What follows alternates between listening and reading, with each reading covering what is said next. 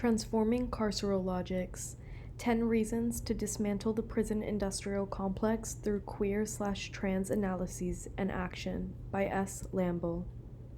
It is hard for us to believe what we are hearing these days. Thousands are losing their homes, and gays want a day named after Harvey Milk. The U.S. military is continuing its path of its destruction, and gays want to be allowed to fight. Cops are still killing unarmed black men and bashing queers, and gays want more policing. More and more Americans are suffering and dying because they can't get decent health care, and gays want weddings. What happened to us? Quoted from Queer Kids of Queer Parents Against Gay Marriage. This article arose from an ongoing need to make stronger connections between struggles for gender and sexual justice and the growing crisis of mass incarceration over policing and cultures of control. Too often, these issues are considered in isolation from each other. On the one hand, prisoner justice activists have not always paid sufficient attention to the gender and sexual dimensions of prisons, especially for queer, trans, and gender nonconforming people. On the other hand, queer and trans organizers have often excluded prisoners from our communities and not prioritized prisoner justice issues within broader movement struggles. Within anti-violence movement politics, some feminist, queer, and trans activists have also been too quick to equate justice with imprisonment by embracing hate crime laws, advocating for longer prison sentences for those who commit sexual violence, and calling for increased community policing. But struggles against abuse, assault, poverty, racism, and social control require clear connections between the violence of gender/sexual oppression and the violence of the prison system. Indeed, many of us who are involved in anti-violence work through rape crisis centers, homeless shelters, and queer/trans safe spaces are also committed to struggles against imprisonment. For some, our anti-prison politics grew out of that anti-violence work.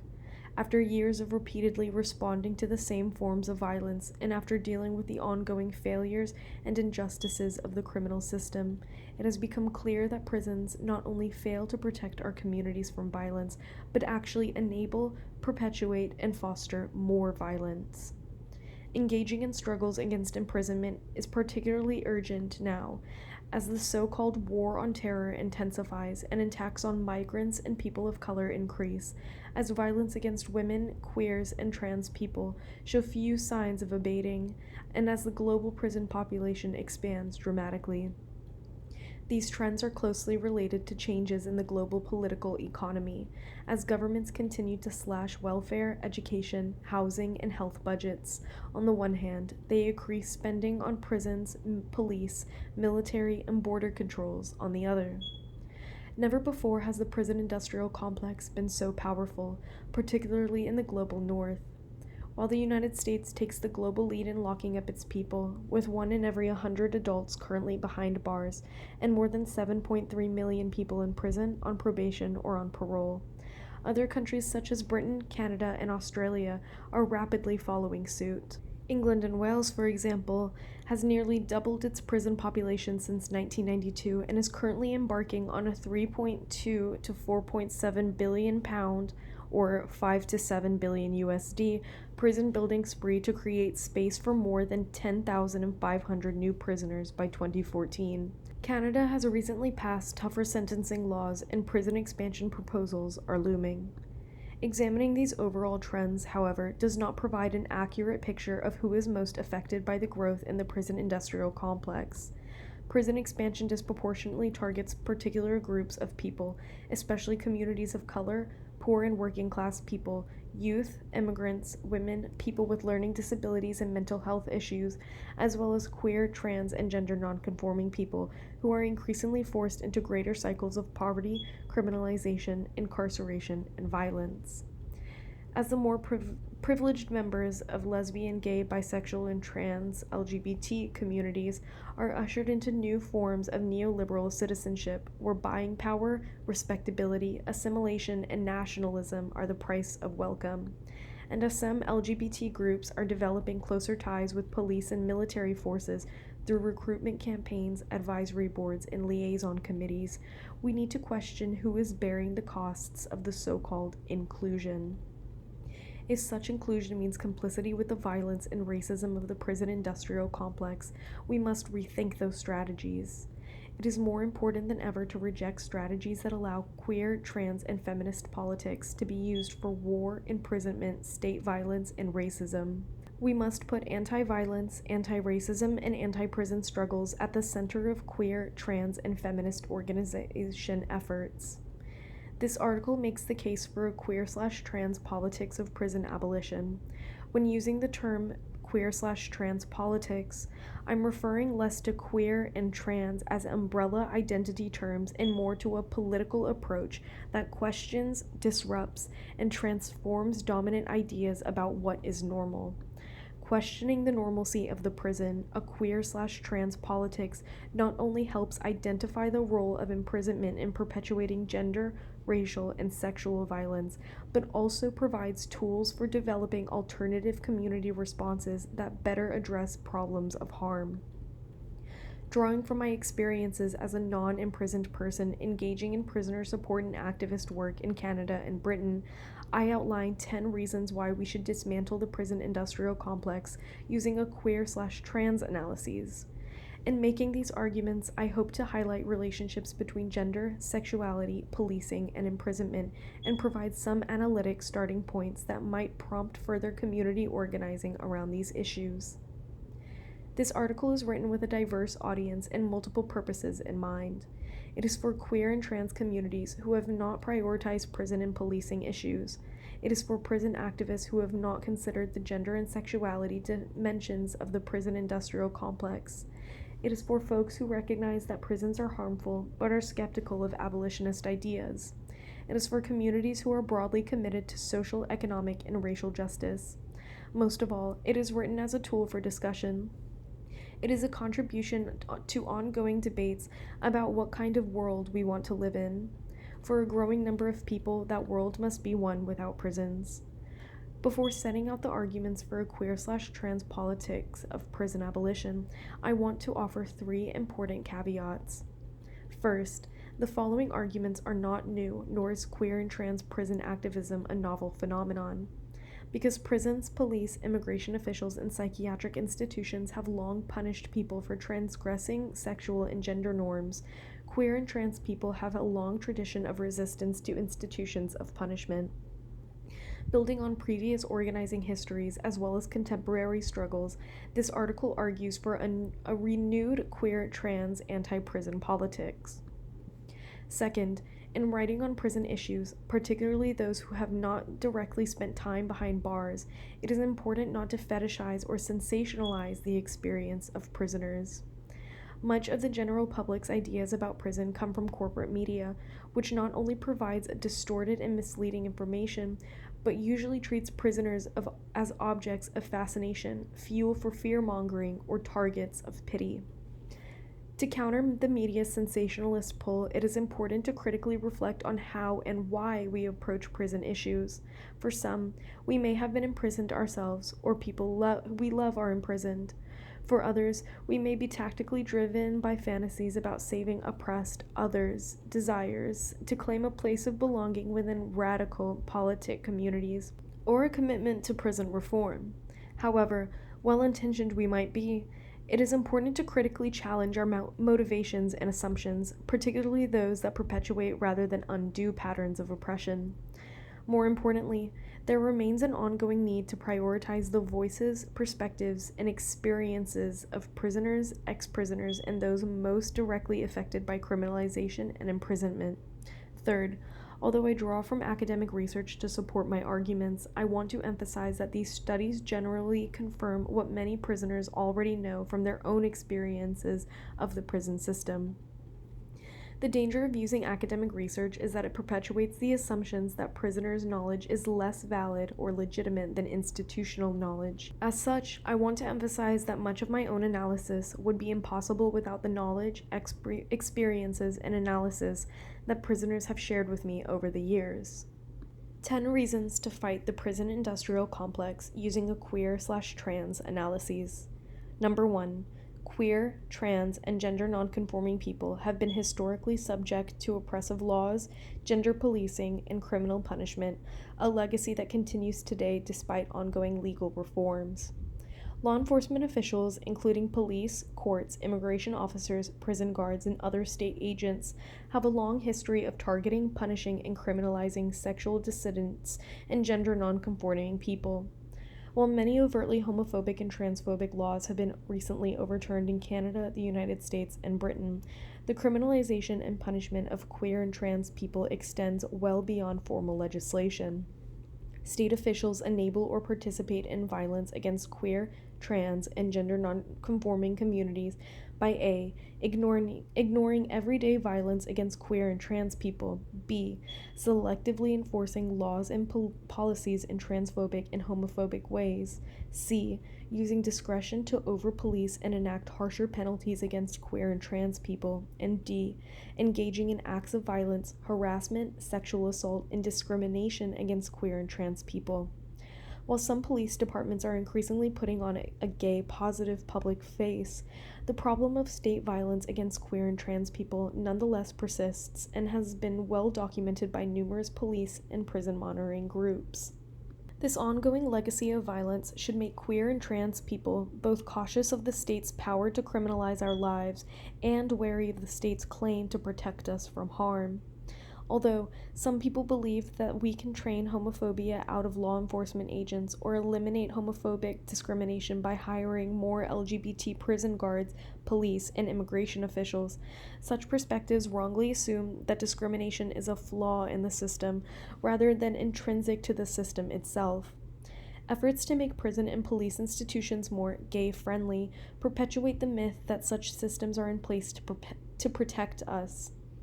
But as the uneven history of criminalization trends in Canada, the United States, and Britain so clearly demonstrate, that is, the way that the system targets some people and not others, the prison industrial complex is less about protecting the public from violence and more about controlling, labeling, disciplining, and in some cases, killing particular groups of people, especially those who potentially disrupt the social, economic, and political status quo.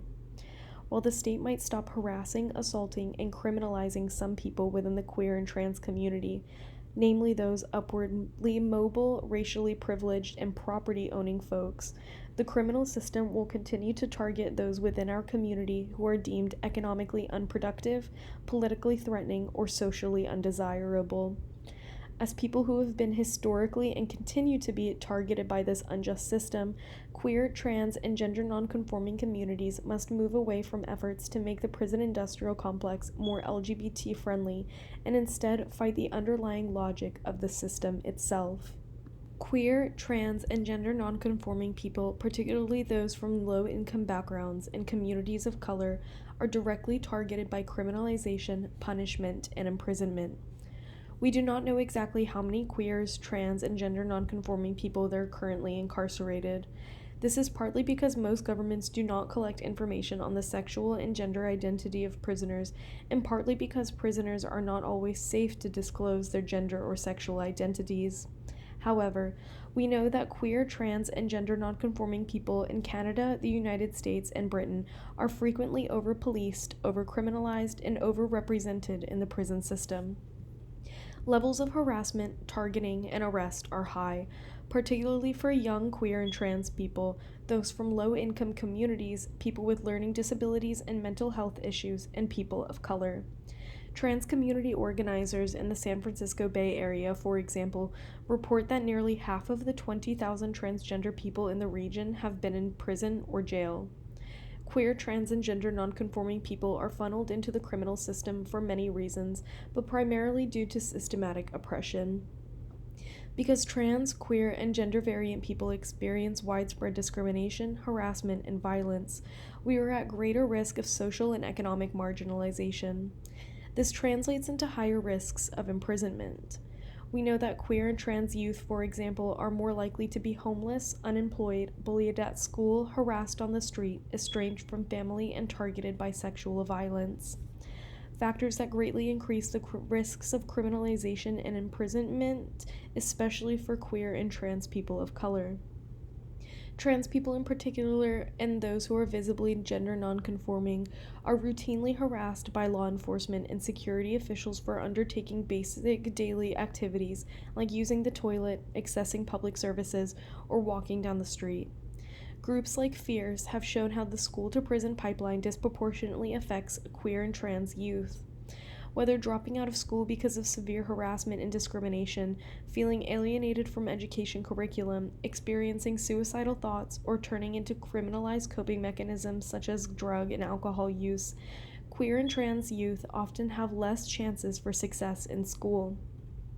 Zero-tolerance policies, heightened surveillance, and increased police presence in schools further contribute to the criminalization and dropout rates, particularly for queer and trans youth of color. Quality of life ordinances such as antisocial behavior orders and safe street acts are also routinely used to remove queer and trans youth from public spaces and criminalize their social activities. Coupled with problems at home, many queer and trans youth find themselves homeless and unemployed. Once on the street, queer and trans youth have trouble accessing basic services and supports to get their needs met. Many homeless shelters and social services, for example, are not safe places for trans people, sometimes banning trans people outright, and problems with gender categories on identity documents can restrict welfare access. Without income, housing, family, or community support, survival often means working in the criminalized economies, such as drug and sex trade. Queer, trans, and gender nonconforming youth who are bullied, harassed, and assaulted, particularly those who don't fit the stereotypes of the passive, innocent white victim, are blamed and punished when they defend themselves. The recent case of the New Jersey 7, in which 7 young African American lesbians were criminalized for defending themselves against sexist and homophobic harassment, provides a case in point.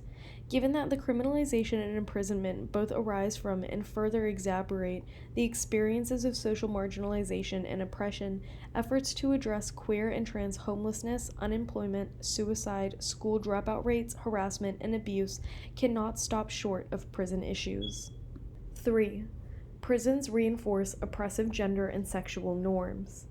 Prisons reinforce gender and sexual norms in 3 key ways. First, sex-segregated prisons restrict people's rights to determine and express their own gender identity and sexuality. Because most prisons divide people according to their perceived genitals rather than their self-expressed gender identity, prisoners who don't identify as male or female, or who are gender nonconforming, are often sent to segregation or forced to share a cell with prisoners of a different gender, often with little regard for their safety. In Britain, even trans people who have obtained a gender recognition certificate, a state document that legally recognizes a person's self-defined gender, have been held in prisons with people of a different gender. By segregating institutions along sex/gender lines, prisons work to make invisible, isolate, and stigmatize those bodies and gender identity expressions that defy imposed gender binaries. Second, gender segregation in prisons plays a key role in the correctional efforts to modify prisoner behavior in accordance with gender norms. Historically, women's prisons were designed to transform fallen women into better wives, mothers, homemakers, and domestic servants, whereas men's prisons were designed to transform males into disciplined individuals, productive workers, and masculine citizens. These gendered goals persist today, particularly in the division of prison labor. For example, when a new mixed-gender prison was built in Peterborough, England in 2005, all parts of the institution were duplicated to provide separate male and female areas except for the single kitchen, where women were expected to do all the cooking. The current trend towards so-called gender-responsive prisons is likewise framed as a measure to address the specific needs of female prisoners, but usually works to discipline, enforce, and regulate gender norms. Moreover, gender-responsive prison reforms are increasingly used to justify building new prisons without closing existing ones, thereby furthering prison expansion. Third, sexual violence plays a key role in maintaining order and control within prisons, a tactic that relies on oppressive sexual and gender norms. Sexual violence in prison, including harassment, rape, and assault, is shockingly widespread and often institutionally condoned. According to Stop Prisoner Rape, 1 in 5 males and 1 in 4 females face sexual assault in U.S. prisons. To call attention to the enforcement of gender/sexual norms in prisons is not to suggest that prison culture is uniform across or within institutions, or that prisoners are more sexist, homophobic, or transphobic than non-prisoners. Rather, prisons as an institution tend to reinforce, perpetuate, and entrench gender/sex hierarchies and create environments in which sexual violence flourishes. Number 4. Prisons are harmful, violent, and damaging places, especially for queer, trans, and gender nonconforming folks. Prisons are violent institutions. People in prison and detention experience brutal human rights abuses, including physical assault, psychological abuse, rape, harassment, and medical neglect. Aside from these violations, the act of putting people in cages is a form of violence in itself. Such violence leads to extremely high rates of self-harm and suicide, both in prison and following release. These problems are neither exceptional nor occasional. Violence is an endemic to prisons. It is important to bear in mind that prison violence stems largely from the institutional structure of incarceration, rather than from something supposedly inherent to prisoners themselves. Against the popular myth that prisons are filled with violent and dangerous people, the vast majority of people held in prison are for nonviolent crimes, especially drug offenses and crimes of property. For the small number of people who pose a genuine risk to themselves or others, prisons often make those risks worse.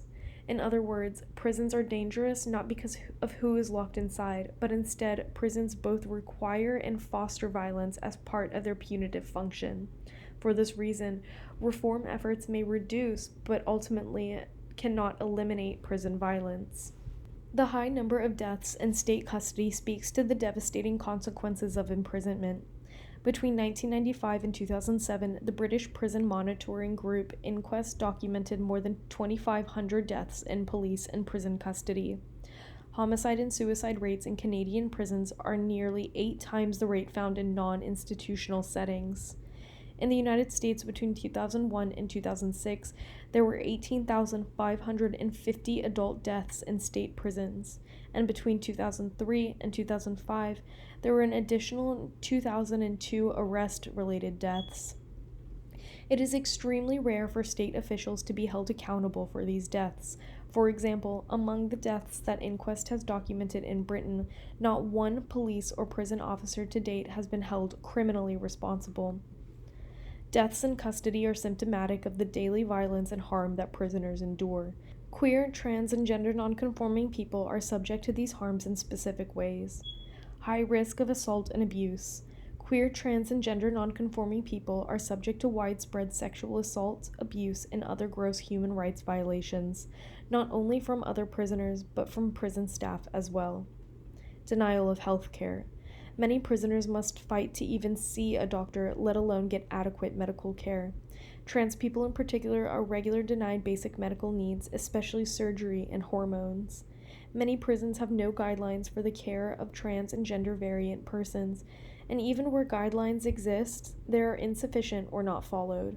Inadequate policy and practice on HIV/AIDS and Hep C prevention is another major health problem in prison, where transmission rates are exceptionally high. These risks increase dramatically for trans people who already experience high rates of HIV/AIDS.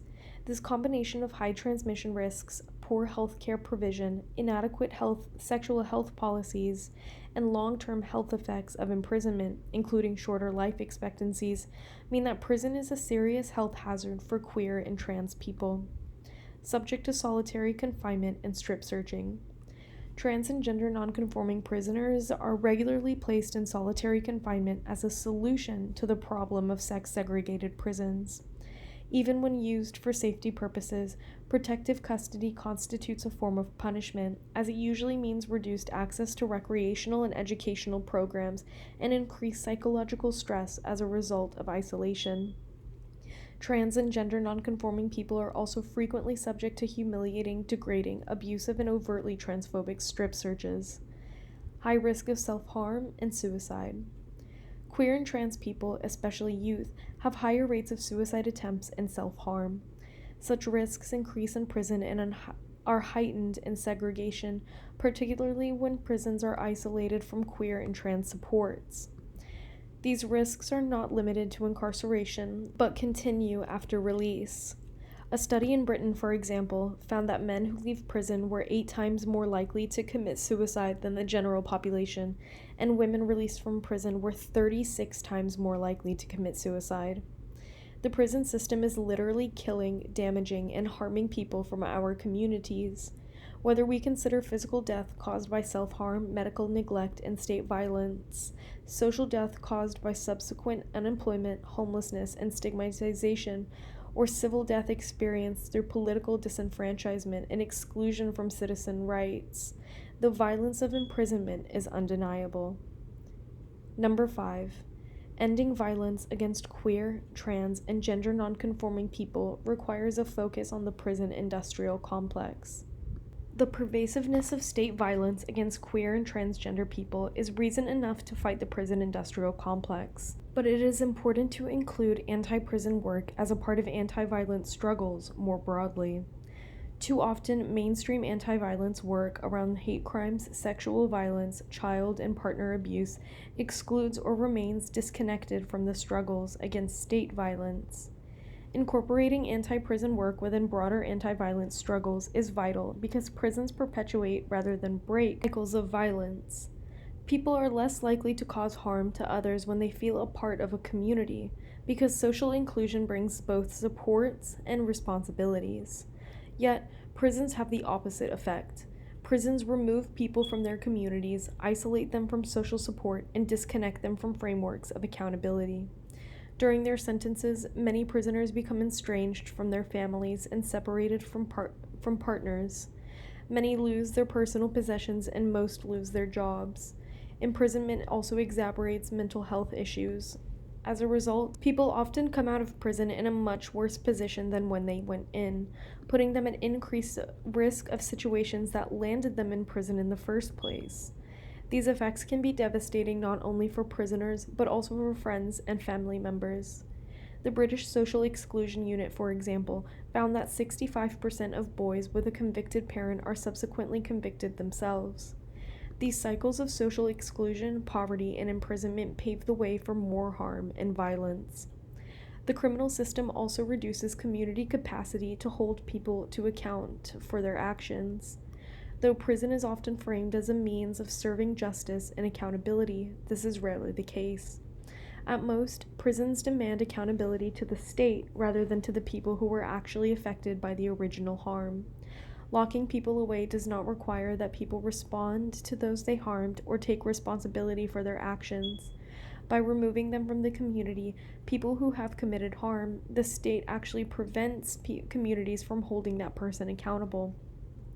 More importantly, imprisonment does not assist with the collective healing process, nor does it work to prevent harms from recurring in the future.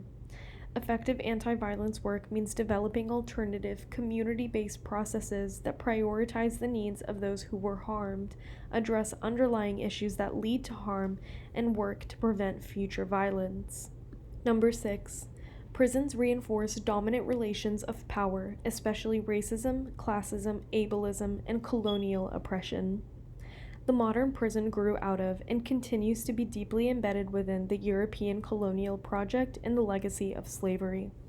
This history, which includes medical experimentation, forced psychiatric treatment, sterilization, and eugenics, continues to shape the contemporary prison system today. Whether we consider who is most targeted by prisons or the socioeconomic power relations that sustain imprisonment, the prison industrial complex remains a fundamentally racist, classist, and ableist institution. The statistics on who is in prison make these realities painfully clear. In Britain, for example, although people of color make up less than 9% of the general population, they comprised 27% of prisoners in 2008. Blacks in particular are 7 times more likely than whites to be stopped and searched by police, and are 4 more likely to receive a custodial sentence if convicted of a crime. In 2002, there were more African Caribbean entrants to prison, over 11,500, than there were to UK universities, around 8,000. In Canada, Aboriginal women make up less than 2% of the general population, but comprise 32% of women held in federal prisons and are more likely to be classified as dangerous offenders than non-Aboriginals. In the United States, every 1 in 9 African American men between the ages of 20 and 34 are now behind bars. The vast majority of prisoners come from poor economic backgrounds, and people with mental health issues and learning disabilities are locked up at disproportionate rates.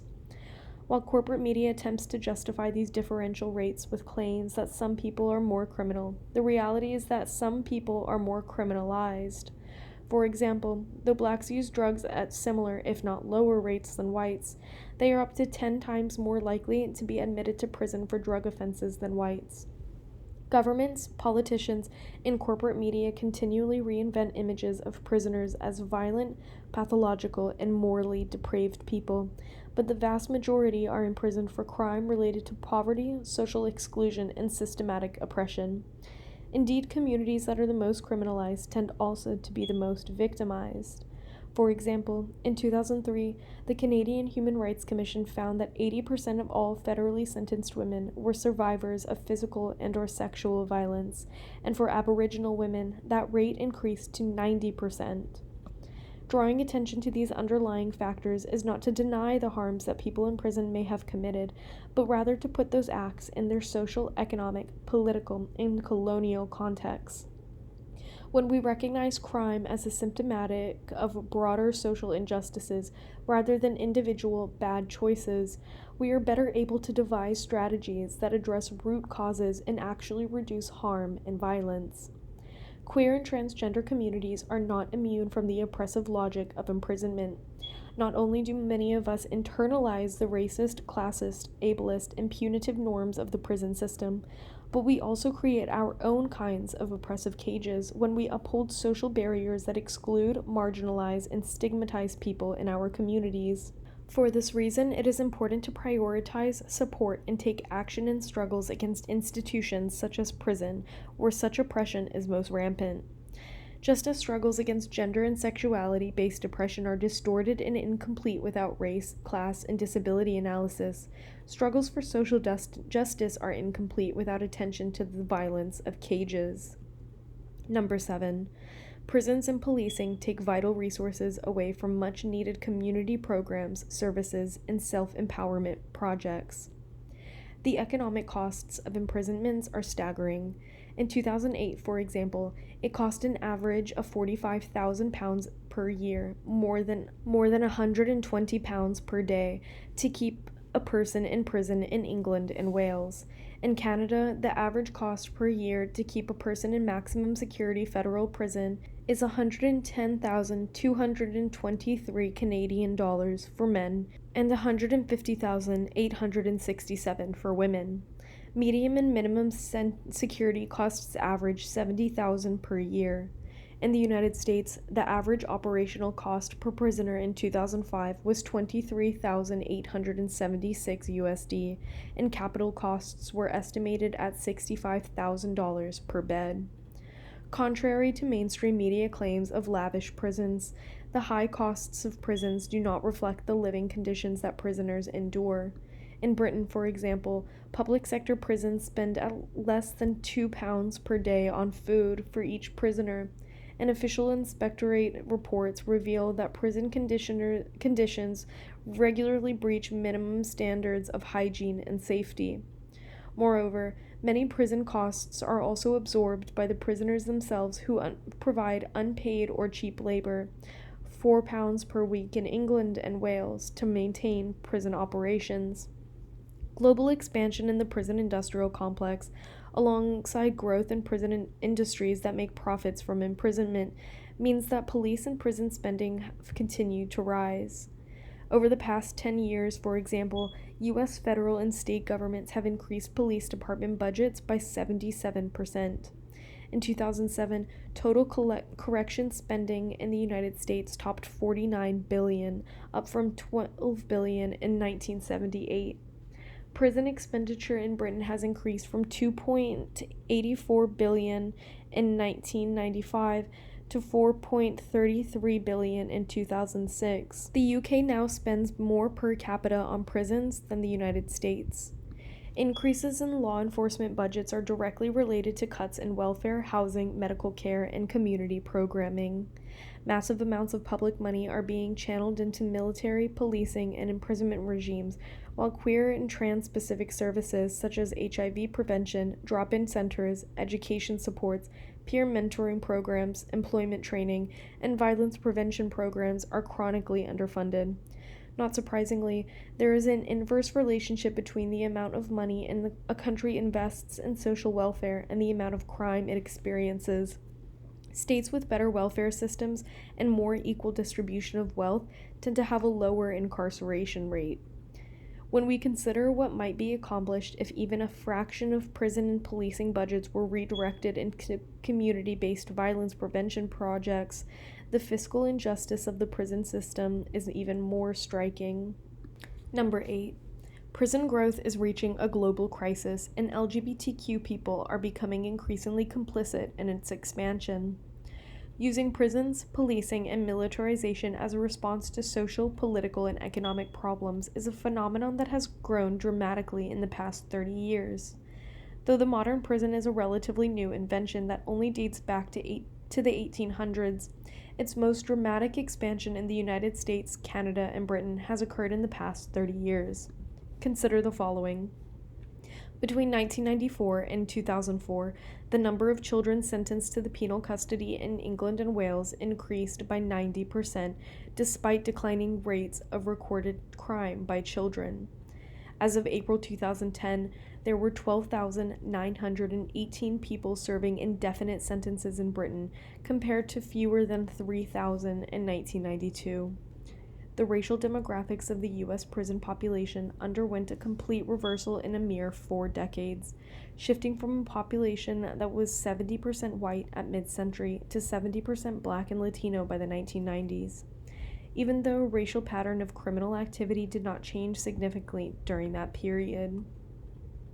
Between 1970 and 2001, the incarceration rate of women in the United States rose by a staggering 2,800%, 5,600 women prisoners in 1970 to 160,200 in 2001.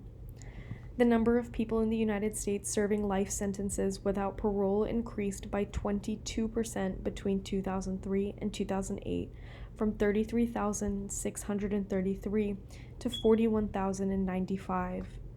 Contrary to popular assumptions, prison populations are growing not because more people are committing crime, more people are being caught, or more people are being found guilty. Rather, sentences are getting longer, custodial sentences are given out with increasing frequency, and governments are widening the criminalization net by creating new criminal offenses.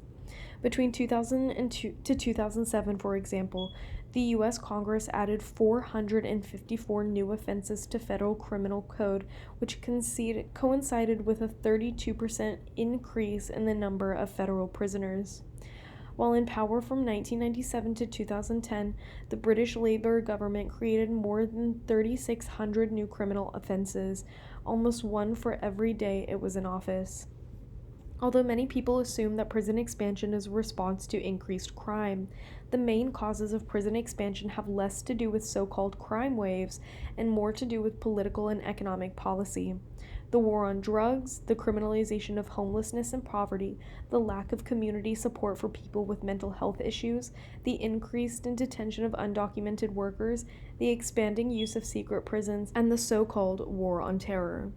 Unfortunately, many LGBT organizations in Canada, Britain, and the United States, particularly white-dominated and class-privileged ones, are increasingly complicit in the forces of prison expansion. Calling for increased penalties under hate crime laws, participating in police, military, and prison officer recruitment campaigns, endorsing law and order politicians, contributing to gentrification of poor working class and immigrant neighborhoods, and supporting quality of life ordinances that drive queer and trans street youth from public spaces.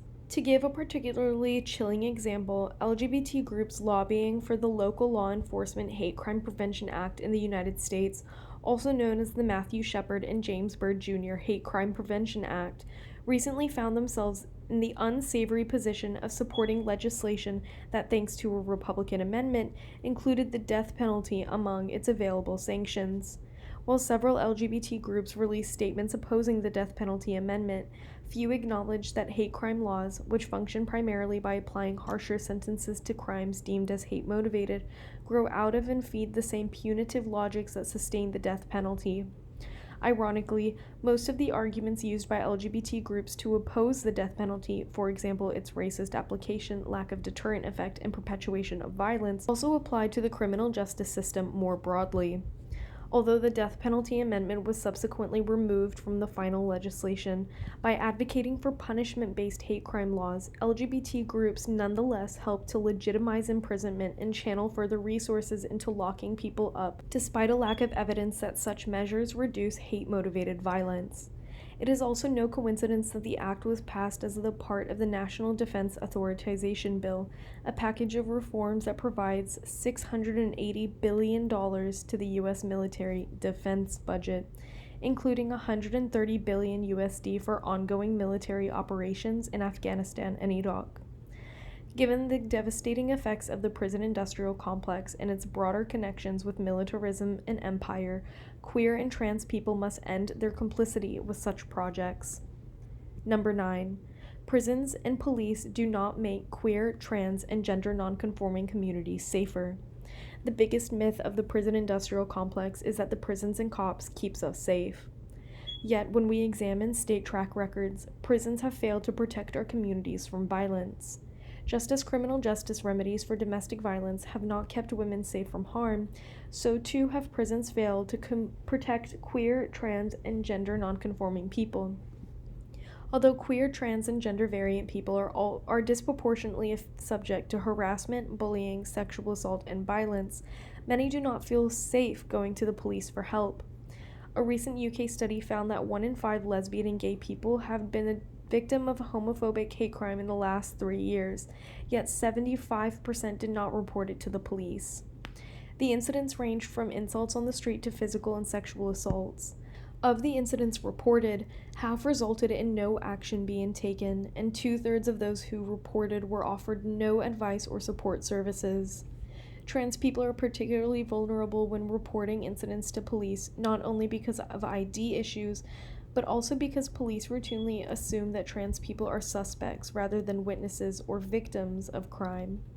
Some argue that the answer to this problem is to encourage people to report violence to police and to advocate for criminal punishment against those who commit such acts of violence. But the introduction of hate crime laws has not reduced violence against queer, trans, and gender nonconforming people. In fact, when we examine the overall impact of the criminal system, imprisonment has never worked effectively to protect communities from harm, and here's why.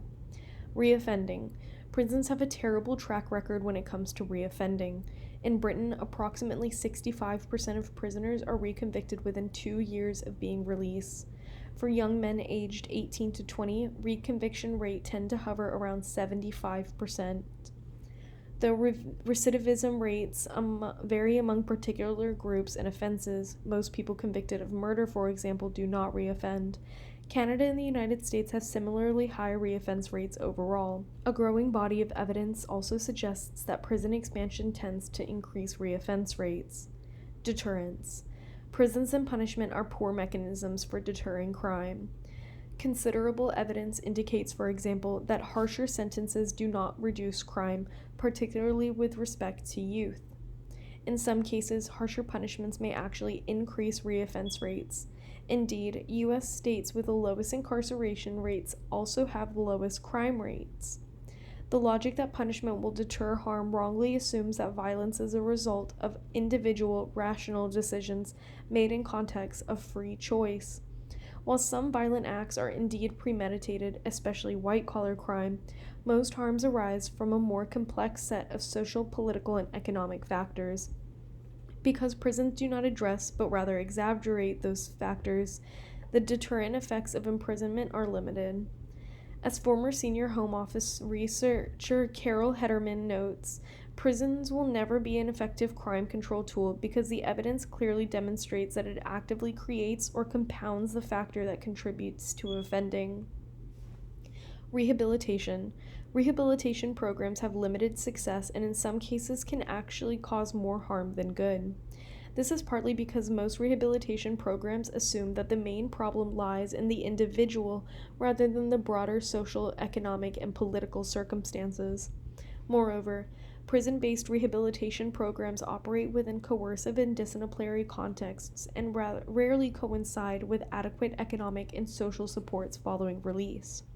By contrast, voluntary harm reduction programs that take place within supportive community settings are generally more successful and much less expensive.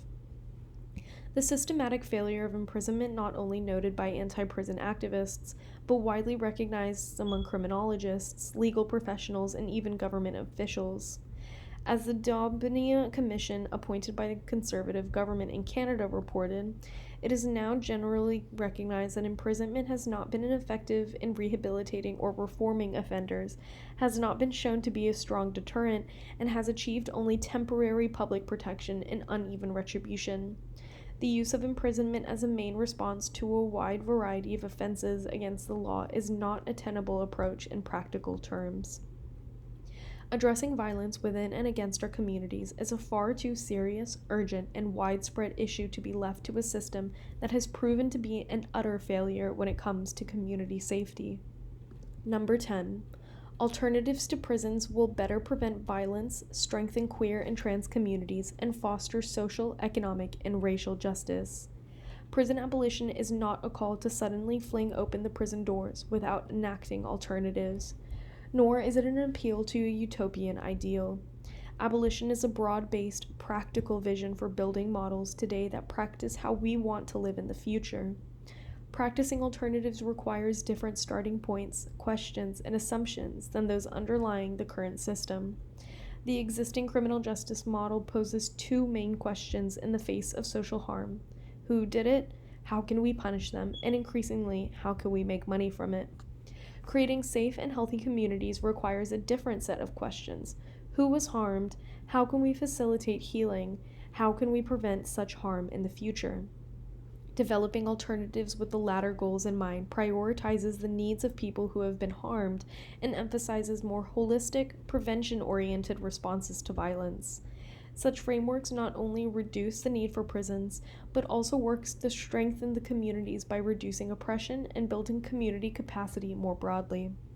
Abolitionist strategies differ from reformist tactics by working to reduce rather than to strengthen the power of the prison industrial complex. Prison reforms, however well-intentioned, have tended to extend the life and the scope of prisons. So-called gender-responsive prisons are a prime example. Reforms intended to address the needs of women have led to increased punishment and imprisonment of women, not less. By contrast, abolitionist strategies embrace tactics that undermine the prison system rather than feed it. There are many different approaches to abolition, some of which are outlined in a classic Instead of Prisons handbook. To highlight a few, starve the system. Abolition means starving the prison industrial complex to death, depriving it of financial resources, human resources, access to fear-mongering, and other sustaining rhetoric. Enacting a moratorium on prison expansion is one key strategy. This means preventing governments and private companies from building any new prisons, jails, or immigration detention spaces, prohibiting increases in police and prison budgets, and boycotting companies that make a profit from imprisonment. Starving the prison system means fighting new laws that increase prison time or create new criminal offenses, for example, hate crime laws and mandatory minimum sentences, and redirecting money and resources into community-based alternatives. Stop using cages. Prisons are just one of the many cages that harm our communities. Racism, colonialism, capitalism, and ableism are other kinds of cages, which both sustain the prison system and give it force. Dismantling the prison industrial complex means working to eliminate all cages that foster violence and oppression. Taking this broad approach is especially important when developing alternatives, since some strategies, like electronic tagging or surveillance cameras, simply replaced old cages with new ones. Getting people out of cages and preventing people from being put in those cages, even one person at a time, is a key abolitionist strategy. Develop effective alternatives. Dismantling the prison industrial complex isn't impossible without developing alternative community protocols for addressing violence and harm. Creating abolitionist alternatives means encouraging non-punitive responses to harm, enacting community-based mechanisms of social accountability, and prioritizing prevention. Such alternatives include restorative transformative justice initiatives, community-based restitution projects, social and economic support networks, affordable housing, community education projects, youth-led recreational programs, free accessible healthcare services, empowerment-based mental health, addiction and harm reduction programs, quality employment opportunities, anti-poverty measures, and support for self-determination struggles. Practice everyday abolition. Prison abolition is not simply an end goal, but also an everyday practice. Being an abolitionist is about changing the ways we interact with others on an ongoing basis and changing harmful patterns in our daily lives. Abolitionist practice means questioning punitive impulses in our intimate relationships, rethinking the ways that we deal with personal conflicts, and reducing harms that occur in our homes, workplaces, neighborhoods, and schools. In this way, living abolition is part of the daily practice of creating a world without cages. Conclusion. Among the many strengths of queer and trans communities is an acute ability to challenge social norms that discipline dissident bodies. As an institution whose violent effects cause massive damage to bodies both inside and beyond its walls, the prison should be a key target for queer trans analysis and action. At the same time, abolishing the prison industrial complex is not only about getting rid of prisons, it is about integrating abolitionist analysis and practice into broader social, economic, and racial justice struggles. Whether fighting for trans access to housing and welfare, demanding the decriminalization of sex work, engaging in anti-violence work, or campaigning for free, accessible healthcare, all our politics must be infused with an abolitionist analysis. Likewise, prison activism that does not consider the gender-sexuality dimensions of imprisonment will be unable to undo the roots of our caged-obsessed cultures. The task then is to engage in social change using strategies that bring a queer trans analysis to the prison industrial complex and bring a prison abolition analysis to the queer trans struggle. Without integrating both, we'll neglect the very cages that prevent us from working towards broader social justice goals.